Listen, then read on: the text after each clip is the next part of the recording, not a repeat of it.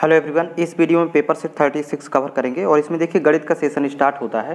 तो इसका पहला प्रश्न है, एक व्यक्ति ने अपनी गाड़ी 4080 रुपये में 15% हानि पर बेची, तो बताओ वह उसे कितने रुपए में बेचे कि 15% का लाभ हो।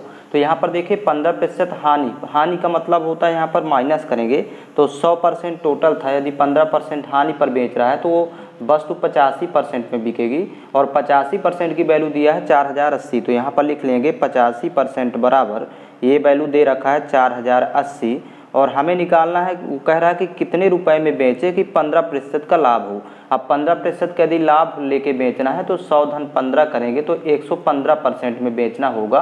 तो ये चीज़ याद रखना, यदि लाभ है तो जोड़ेंगे और हानि है तो यहाँ घटाएंगे, तो इसको याद रखिएगा। तो 115% की वैल्यू यहाँ फाइंड करना है।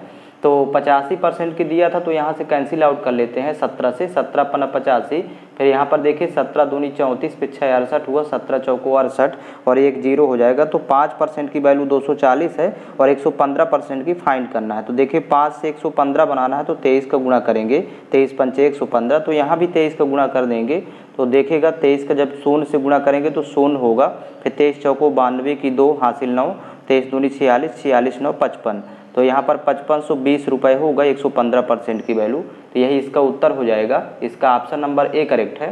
तो इस तरह फाइंड करते हैं। अगला क्वेश्चन इसका देखेंगे, एक वर्ग का विकर्ण 20 मीटर लंबा है तो उसका क्षेत्रफल क्या होगा। तो देखिए वर्ग का विकर्ण होता है a√2 और ये विकर्ण दिया है 20 मीटर, मतलब a√2 बराबर दिया है 20 मीटर। तो यहाँ से भुजा मिलेगी, एक भुजा है तो a बराबर हो जाएगा √2 बटे में जाएगा 20 के, तो 20 बटे √2 हो जाएगा। तो भुजा तो 20 बटे √2 हो गई। अब वर्ग का क्षेत्रफल निकालना है तो वर्ग का क्षेत्रफल भुजा गुणे भुजा मतलब a² होता है। तो यहाँ पर 20 बटे √2 और गुणे 20 बटे √2, दो बार गुणा कर देंगे तो ये भुजा स्क्वायर हो गया। अब ऊपर 20 गुणा होगा तो 400 हो जाएगा, 20 का वर्ग 400 और बटे √2 का जब √2 से गुणा होगा तो यहाँ पर 2 वैल्यू होगी, फिर यहाँ 2 एक कम 2 कैंसिल आउट करेंगे, 2 दूनी 4 तो 200 हो जाएगा। तो ये क्षेत्रफल हो जाएगा 200 मीटर स्क्वायर। तो यही इसका उत्तर होगा। इसका ऑप्शन नंबर सी करेक्ट है। अगला क्वेश्चन इसका देखेंगे, वह छोटी छोटी संख्या जिस 735 में जोड़ने पर प्राप्त संख्या 8 से पूर्ण भाज्य हो। तो देखिए यहाँ पर 735 में जोड़ने वाली संख्या प्राप्त करना जिसमें 8 का पूरा भाग चला जाए। तो पहले 735 में 8 से भाग करेंगे, ये प्रोसेस होगी। तो देखिए 8 नहीं 72, ये 9 बार जाएगा, यहाँ पर घटाएंगे तो 1 बचेगा, ये 0 और यहाँ 5 आएगा तो 15 हुआ, फिर एक बार जाएगा 8 एक कम 8, तो यहाँ पर देखिए घटाने पर 7 बचेगा। तो यहाँ पर कह रहा कि जोड़ने पर, तो जोड़ने पर यदि बोले या कि जोड़ने वाली संख्या निकालना हो तो देखिएगा पहले भाजक में शेष को माइनस कर लेंगे, ये भाजक है ये शेष है। तो यहाँ पर 8 - 7 करेंगे तो जोड़ने वाली संख्या 1 होगी। इस तरह जोड़ने पर, यदि घटाने पर यहाँ पर पूछता तो डायरेक्ट 7 घटा देते शेष। तो यहाँ पर जोड़ने वाली संख्या इस तरह निकालते हैं। तो ये ऑप्शन नंबर ए करेक्ट है। अगला क्वेश्चन इसका देखेंगे, नेक्स्ट क्वेश्चन है 2.5 गुणे 2 बटे 2 का होल स्क्वायर प्लस 11² माइनस 1 बराबर क्वेश्चन मार्क। तो यहाँ पर इसको पहले लिख लेंगे 2.5 गुणे 2 और बटे में भी ये 2 है, फिर पूरे का होल स्क्वायर प्लस यहाँ पर देखिए 11 का स्क्वायर 121 लिख लेते हैं माइनस 1। तो यहाँ 121 में 1 घटाएंगे तो 120 होगा और ये 2 से 2 कैंसिल आउट होगा, फिर 25 का वर्ग लिखेंगे 625, 0.2 अंक के बाद होगा क्योंकि एक अंक यहाँ पर है, 2 बार इसका स्क्वायर कर रहे हैं तो 6.25 आएगा, प्लस यहाँ पर 121 में 1 घटेगा तो 120 होगा। अब दोनों को जोड़ देंगे तो 120 और 6 जुड़ेगा तो 126 यहाँ पर 25, यही इसका सोल्यूशन होगा। तो इसका ऑप्शन नंबर डी करेक्ट है। अगला क्वेश्चन देखेंगे, नेक्स्ट क्वेश्चन है, यदि 5 कुर्सी व 2 मेजों का मूल्य 750 रुपये है तथा 3 कुर्सी व 3 मेजों का मूल्य 540 रुपये है तो एक मेज व एक कुर्सी का मूल्य क्या होगा। तो यहाँ पर कुर्सी को x मान लेंगे, माना एक कुर्सी का मूल्य x है तो 5 कुर्सी है तो यहाँ पर हो जाएगा 5x और प्लस मेज को y मान लेते हैं। एक मेज यदि y है तो 2 मेज का 2y हो जाएगा, तो यहाँ प्लस 2y बराबर हो जाएगा 750। मतलब ये हुआ कि 5 कुर्सी और 2 मेजों का कुल मूल्य 750। तो ये समीकरण फर्स्ट बनेगा। और सेकंड देखिए 3 कुर्सी और 3 मेजों का मूल्य 540 है तो यहाँ पर लिखेंगे 3x प्लस 3y और बराबर ये वैल्यू 540। तो ये समीकरण 2 बनेगा। अब यहाँ पर a1 b1 c1 और ये सेकंड A2, इस ये A2 का मान 3 है, यहाँ पर B2 3 है और C2 का मान 540। इस तरह पहले लिख लेंगे। अब एक कुर्सी और एक मेज का कुल मूल पूछ रहा है, तो पहले एक कुर्सी और एक मेज का मूल निकालेंगे। तो यक्स कुर्सी यक्स था, तो यक्स का मान निकालने के लिए फार्मूला होता है इसमें कि B1 इंटू C2 और माइनस B2 C1। पहले इनका आपस में गुणा करेंगे, मतलब 2 गुणे 540 और माइनस यहाँ पर हो जाएगा 3 गुणे 750। ये इस तरह से गुणा करेंगे और फिर बटे में देखिए क्या लिखते हैं, ये तो अंश में होगा, बटे में हो जाएगा A2B1। अब यहाँ पर देखिएगा A2B1 मतलब 3 गुणे 2, यहाँ पर गुणा करेंगे 3 गुणे 2 माइनस A1B2 मतलब 5 गुणे 3, यहाँ पर हो जाएगा 5 गुणे 3। अब इसको सॉल्व कर लेना है, तो यहाँ पर जब 2 गुणे 540 करेंगे तो यहाँ पर 54 दूनी 108 और यहाँ पर जीरो लगाएंगे 1080 माइनस 75 त्याई 225 और एक जीरो तो 2250, फिर बटे यहाँ पर 3 दूनी 6 और माइनस 5 त्याई 15। तो यहाँ पर जब इसको आपस में घटाएंगे तो यहाँ पर वैल्यू हो जाएगी, देखिएगा जीरो में जीरो घटाएंगे तो जीरो ही होगा, 15 में 8 घटाएंगे यहाँ 7 और यहाँ पर 1 बचेगा और फिर 1 बचेगा, तो माइनस का 1170 और बटे यहाँ पर देखिए 6 में 15 घटाएंगे तो माइनस का 9, माइनस माइनस कैंसिल आउट कर देते हैं, फिर 9 1 कम 9, यहाँ से 13 नहीं है 170 तो 13 होगा, एक जीरो लगाएंगे तो मतलब 130 आएगा। तो एक कुर्सी का मूल हो जाएगा 130 रुपये।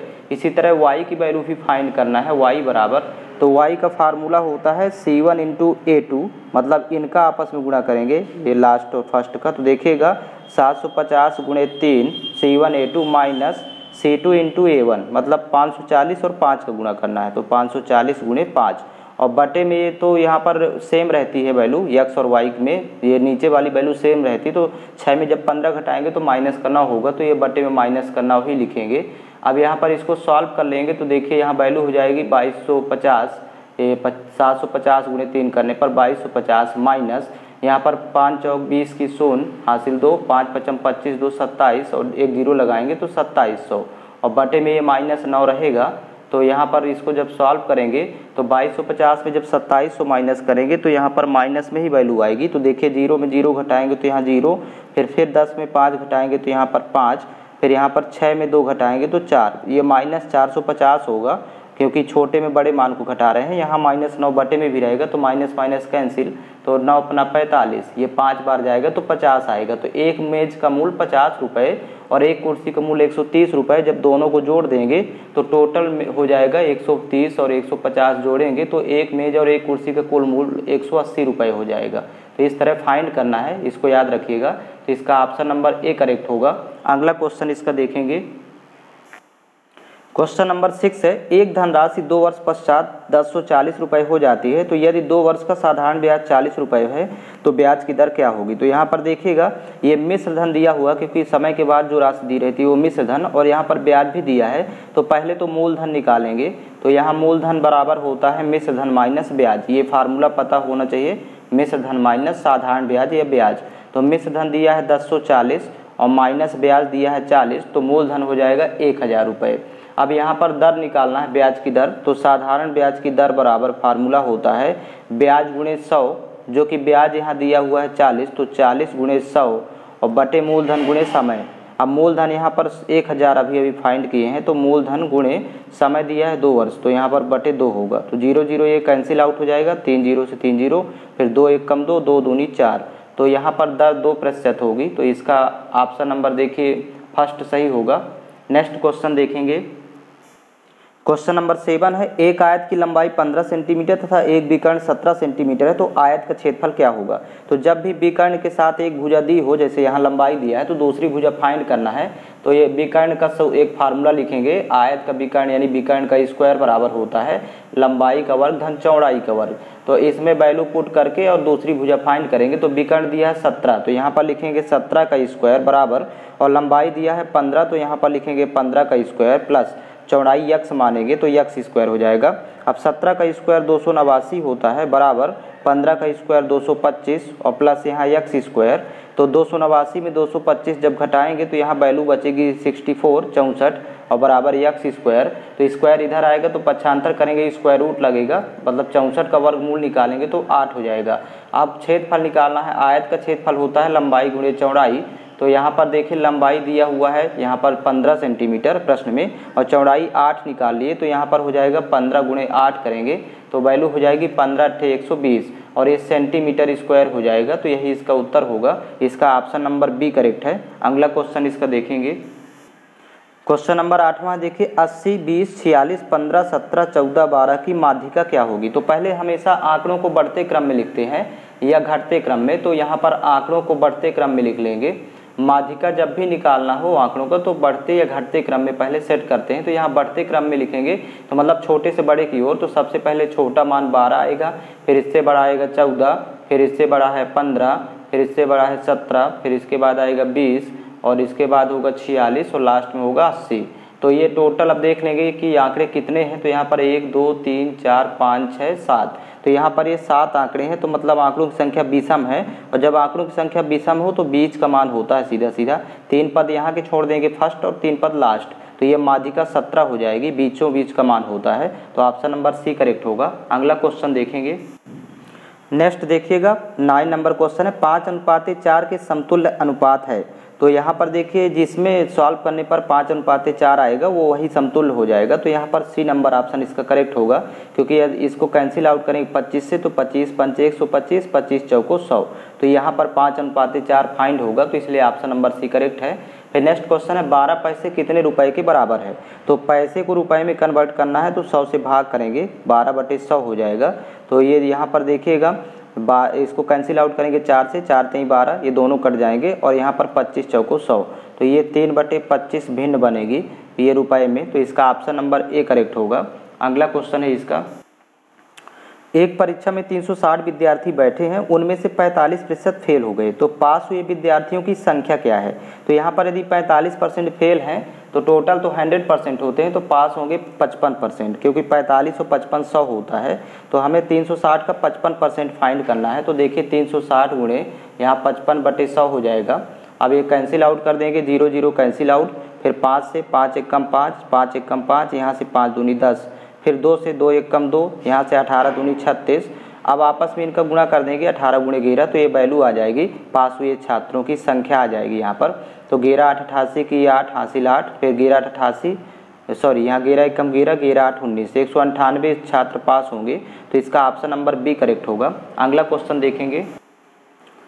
ईश्वर सिंह एक काम के आधे भाग को 5 दिन में पूरा कर सकता है, जबकि यादराम 1/3 भाग काम को 5 दिन में पूरा कर सकता है। तो दोनों मिलकर इस काम को कितना समय लेंगे काम करने में।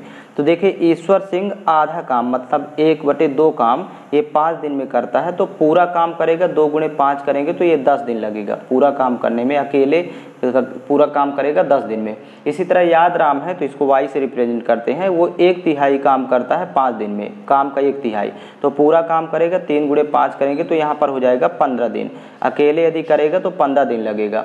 अब कह रहा है कि दोनों मिल करके काम को कितने समय में करेंगे। तो यदि अकेले अकेले 10 और 15 दिन में करते हैं और दोनों मिलकर पूछेगा तो एक ट्रिक होती है इसका, डायरेक्ट ऊपर गुणा कर लेंगे अंश में 10 गुणे 15 और नीचे दोनों को जोड़ लेते हैं 10 + 15। तो यहाँ पर देखिएगा ऊपर 10 गुणे 15 ही रहेगा और नीचे 15 10 25 होगा। तो 5 से कैंसिल आउट करेंगे, 5 5 25, 5 3 15, फिर 5 1 कम 5, 5 दूनी 10, तो 2 गुणे 3 करेंगे तो 2 3 6, यहाँ पर उत्तर हो जाएगा। दोनों मिलकर काम को 6 दिन में पूरा करेंगे। तो इसका ऑप्शन नंबर ए करेक्ट होगा। इसका अगला क्वेश्चन है क्वेश्चन नंबर 13 है 2x धन 3y बराबर 9 तथा 3x धन 4y बराबर 11 हो तो x और y के मान ज्ञात करें। तो यहाँ पर देखिएगा 2x धन 3y बराबर ये 9 दिया हुआ है और यहाँ 3x धन 4y बराबर 11, 3x धन 4y बराबर है 11। तो यहाँ पर देखिए ये a1 हो जाएगा, ये b1 का मान 3 है, c1 का मान 9 है, फिर a2 का मान 3 है, b2 का मान 4 है, c2 का मान 11 है। तो यहाँ पर डायरेक्ट x और y निकालेंगे। तो x का जब निकालना होगा तो फार्मूला होता है b1 × c2 मतलब 3 गुणे 11, यहाँ पर गुणा करेंगे, माइनस b2 × c1 मतलब 4 गुणे 9, यहाँ पर आपस में गुणा करेंगे, फार्मूला होता है, फिर बटे a2 b1। तो यहाँ पर a2 और b1 की वैल्यू यहाँ 3 गुणे 3 हो जाएगा और माइनस a1 b2, तो यहाँ पर 2 गुणे 4 करेंगे, ये इसका फार्मूला ही होता है, बराबर। अब 11 3 33 हो जाएगा, माइनस यहाँ पर 9 चौको 36, तो बटे में हो जाएगा देखिए 3 3 9 और 2 चौको 8, 9 - 8। तो यहाँ पर वैल्यू हो जाएगी 33 में जब 36 घटाएंगे तो -3 और बटे 1 होगा तो वैल्यू -3 होगी। ये x का मान हो गया। इसी तरह y का जब निकालेंगे तो यहाँ पर होता है फार्मूला C1 × A2, ये फार्मूला होता है मतलब 9 × 3 यहाँ पहले करेंगे, फिर माइनस C2 × A1, ये बाहर वाली संख्याओं को गुणा करना है तो C2 11 है, A1 का मान 2 है और बटे में तो 1 ही आएगा क्योंकि दोनों का हर समान होता है x और y का, तो यहाँ बटे में 1 आएगा क्योंकि इसमें अभी 1 सॉल्व किए हैं। बराबर देखेंगे यहाँ पर 9 × 3 = 27 और माइनस 11 × 2 = 22 और बटे 1, तो 27 में जब 22 घटाएंगे तो यहाँ 5 होगा, बटे 1 करेंगे तो 5 फाइंड होगा। तो -3 और 5 ये जो जिस ऑप्शन में वैल्यू होगी वही ऑप्शन करेक्ट होगा, तो इसका ऑप्शन नंबर ए करेक्ट है। अगला क्वेश्चन इसका देखेंगे। क्वेश्चन नंबर 14 है 180 अंश के कोण से बड़ा तथा 360 डिग्री के कोण से छोटा कोण कहलाता है। तो ये बृहत कोण होता है, बृहत कोण की परिभाषा है, तो इसको याद रखेंगे, ऑप्शन नंबर ए करेक्ट है। अगला क्वेश्चन है एक n भुजा के बहुभुज के सभी अंतःकोणों का योग कितना होता है। तो ये 2n - 4 समकोण होता है मतलब गुणे 90, इसको लिख सकते हैं 2n - 4 × 90 डिग्री मतलब समकोण, तो ये ऑप्शन नंबर बी करेक्ट होगा। अब नेक्स्ट क्वेश्चन इसका देखेंगे। अभी ये विज्ञान का सेशन स्टार्ट होता है तो यहाँ पर देखिएगा किसी तत्व का परमाणु क्रमांक बराबर होता है तो ये इलेक्ट्रॉनों और प्रोटॉनों के योग के बराबर होता है, तो इसका ऑप्शन नंबर डी करेक्ट होगा। अगला क्वेश्चन है एटम बम का सिद्धांत क्या है। तो एटम बम नाभिक की विखंडन के सिद्धांत पर काम करता है, तो इसका ऑप्शन नंबर बी करेक्ट है। अगला क्वेश्चन है हीरे को दहकते चारकोल में डालने पर क्या परिणाम होगा। तो ये CO2 कार्बन डाइऑक्साइड में बदल जाता है, तो इसको ऑप्शन नंबर बी इसका करेक्ट है। अगला क्वेश्चन है लाल और नीला रंग मिलाने पर कौन सा रंग बनेगा। तो ये मैजेंटा या कत्थई कलर ये इसको बोलेंगे, तो इसका ऑप्शन नंबर डी करेक्ट है। फिर अगला है एड्स किसके द्वारा फैलता है। तो ये विषाणु के द्वारा फैलता है, इसका ऑप्शन नंबर ए करेक्ट है। अगला क्वेश्चन इसका देखेंगे। 21 नंबर क्वेश्चन है एस्टर का क्रियात्मक समूह है। तो ये बांड COO बांड होता है, तो इसका ऑप्शन नंबर डी करेक्ट है। अगला क्वेश्चन है सोडियम बाइकार्बोनेट का घरेलू नाम क्या है। तो ये खाने का सोडे का सूत्र होता है सोडियम बाइकार्बोनेट NaSCO3, तो इसका ऑप्शन नंबर बी करेक्ट है। अगला क्वेश्चन है मानव शरीर की सबसे बड़ी ग्रंथि कौन सी होती है। तो ये यकृत या लीवर उसी को बोलेंगे, तो इसका ऑप्शन नंबर सी करेक्ट है। अगला क्वेश्चन है यदि दो पिंड के बीच की दूरी दुगनी कर दी जाए तो उसमें लगने वाला गुरुत्वाकर्षण बल हो जाएगा। तो ये 1/4 होगा, इसका ऑप्शन नंबर डी करेक्ट होगा। अगला क्वेश्चन है प्रक्रिया जिसमें निकाय से न तो ऊष्मा ली जाती है न दी जाती है, ये कहलाती है। तो ये रुद्धोष्म प्रक्रिया कहलाती है, ऑप्शन नंबर ए करेक्ट होगा। अगला क्वेश्चन है हाइड्रोजन बम का मूल सिद्धांत क्या है। तो हाइड्रोजन बम नाभिकीय संलयन के सिद्धांत पर काम करता है, तो इसका ऑप्शन नंबर बी करेक्ट होगा। अगला क्वेश्चन इसका है 27 नंबर क्वेश्चन है सबसे भारी कण है। तो यहाँ पर ये अल्फा कण सबसे भारी कण है इलेक्ट्रॉन प्रोटॉन न्यूट्रॉन के अलावा, तो इसका ऑप्शन नंबर ए करेक्ट होगा। यहाँ पर आवेश है, तो आवेश इलेक्ट्रॉनों का प्रवाह कहलाता है, तो इसका ऑप्शन नंबर ए करेक्ट है। अगला क्वेश्चन है मांसपेशियां थकान अनुभव करती हैं क्योंकि उनमें जमाव हो जाता है, तो लैक्टिक अम्ल के जमाव के कारण मांसपेशियों में थकान का अनुभव होता है, ऑप्शन नंबर डी करेक्ट होगा। नेक्स्ट क्वेश्चन है रक्त का दबाव मापने में काम आता है। तो ये स्फिग्मोमैनोमीटर रक्त दाब मापी यंत्र होता है। अगला क्वेश्चन है परमाणु भट्टी में शीतलक के रूप में प्रयुक्त होता है। तो ये तरल सोडियम प्रयोग किया जाता है, तो ये ऑप्शन नंबर ए करेक्ट है। अगला क्वेश्चन देखेंगे। क्वेश्चन नंबर 32 है एक अल्फा कण के उत्सर्जन से कमी होती है। तो ये 2 न्यूट्रॉनों तथा 2 प्रोटॉनों की कमी होती है, तो इसका ऑप्शन नंबर डी करेक्ट है। अगला क्वेश्चन है H2 गैस धातुओं से क्रिया करके बनाती है। तो ये हाइड्राइड बनाती है, मतलब हाइड्रोजन गैस धातुओं से क्रिया करके हाइड्राइड बनाती है, ऑप्शन नंबर बी करेक्ट है। अगला क्वेश्चन है इंसुलिन शरीर के किस अंग से स्रावित होती है, तो ये ऑप्शन नंबर सी करेक्ट होगा, अग्नाशय से।